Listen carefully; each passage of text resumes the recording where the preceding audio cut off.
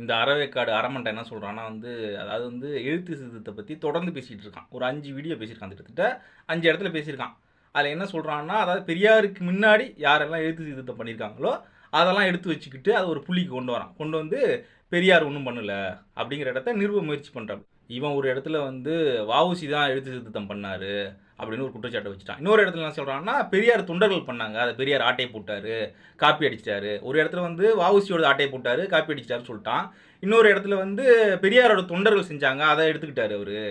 2 இடத்துலையுமே பெரியார் திருட்டாரு. ஒரு இடத்துல தான் திட்ட முடியும். அதாவது வஉசி தான் முதல்ல பண்ணியிருக்காரு அதை.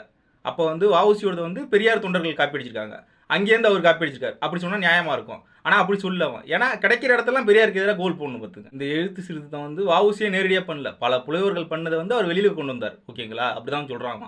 அடுத்து வந்து பெரியார் வந்து அவர் தொண்டர்லேருந்து காப்பி அடித்தார். வார்த்தையை ரொம்ப நுணுக்கமாக சொல்கிறான். எப்படின்னா வந்து வஉசி வந்து வெளிக்கொண்டு வந்தாராம்,